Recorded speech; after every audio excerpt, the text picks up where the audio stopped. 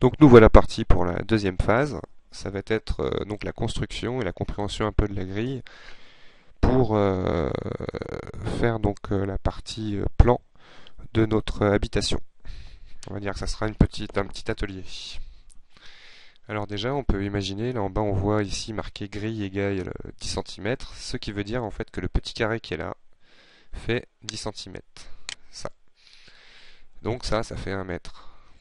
Donc j'ai glissé un peu là pour avoir le gros repère en bas et zoomé un peu en arrière avec ma molette.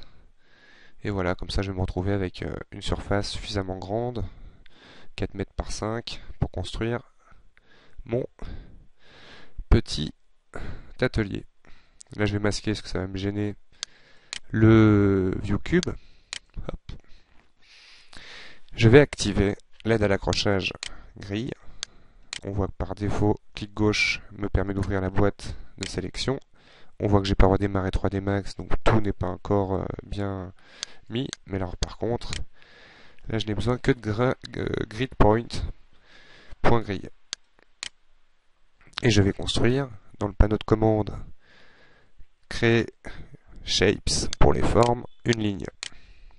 Là on voit du coup en jaune le curseur de création. Un petit clic là-bas. Bon ça me gêne là donc je vais comme ça. Peu importe le design. Hop. Et je reviens jusqu'au bout. Et je ferme ma ligne. Clic droit pour arrêter de construire la ligne. J'ai plus besoin de l'aide à l'accrochage, je le désactive. Clic gauche. Là on peut dire j'ai quasiment fini ma construction. Donc je vais sélectionner ma ligne et aller dans le menu modifier. On va voir aussi l'intérêt par exemple, hop, directement de sélectionner par ici. Donc dans le menu modifier, nous avons ici par exemple le nom de notre ligne que je vais appeler mur et lui donner une couleur assez claire pour qu'on la voit bien quand elle n'est pas sélectionnée. Hop. On verra les matériaux plus tard. Donc maintenant, ici dans la liste des modificateurs, je vais chercher en cliquant dans le petit plus ici, le sous-objet spline. Là nous sommes en mode objet, sous-objet spline. Spline, c'est un réseau, un jeu de segments soudés par des sommets. Je clique bien sur la ligne, si je clique dans le vide, ça désélectionne. Hop, elle est sélectionnée. Et là, je vais aller chercher dans les outils de géométrie. On voit que j'ai étendu mon panneau exprès pour permettre de voir bien ici le panneau géométrique qui est très grand.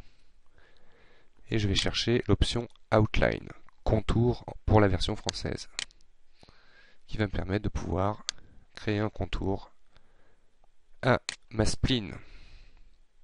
Je clique dans le vide pour désélectionner, clic droit sur ma souris pour désactiver la fonction Outline. Je descends encore plus bas, et là, dès que j'arrive à détacher, détache, je vais sélectionner l'option Copy pour détacher deux fois la ligne extérieure pour créer avec ça le coffre, on va dire le coffrage complet de ma maison avec le sol et le plafond. Donc je détache, on va dire le plafond,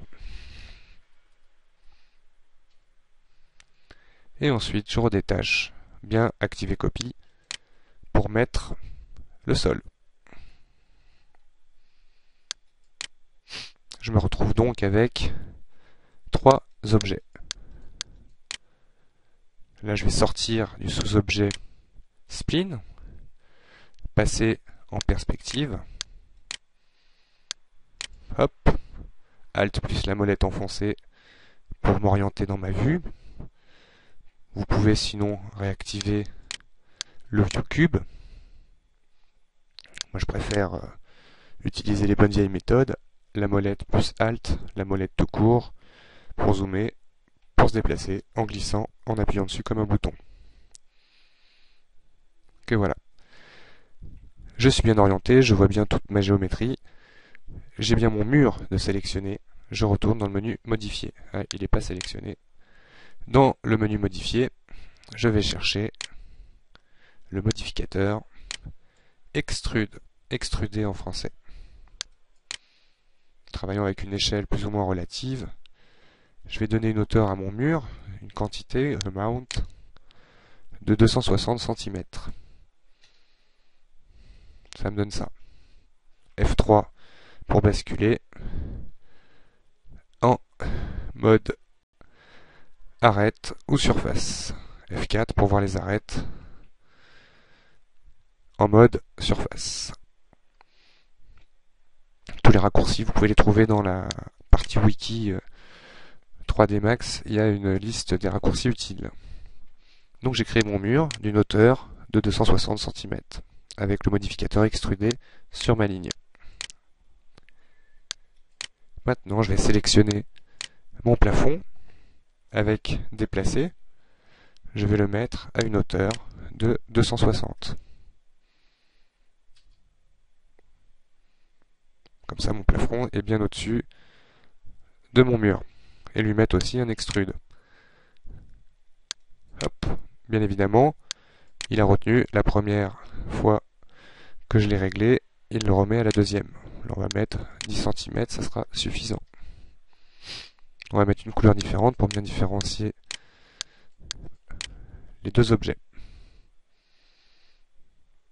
Je vais sélectionner mon sol, et à mon sol aussi mettre le modificateur extrudé. À E. Et ce coup-ci, moins 10 pour faire un sol qui part vers le bas. Top. Ok, voilà. Donc là, nous avons utilisé une spline pour faire, avec extrude, nos volumes.